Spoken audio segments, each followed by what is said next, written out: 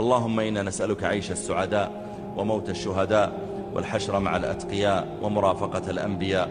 اللهم إنا نعوذ بك من جهد البلاء ودرك الشقاء وسوء القضاء وشماتة الأعداء. اللهم إنا نعوذ بك من زوال نعمتك وفجاءة نقمتك وتحول عافيتك وجميع سخطك.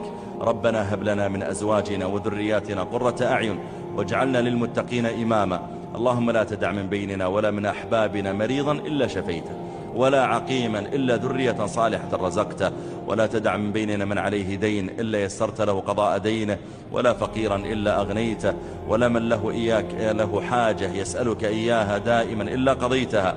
يا عظيم المن، يا كريم الصفح،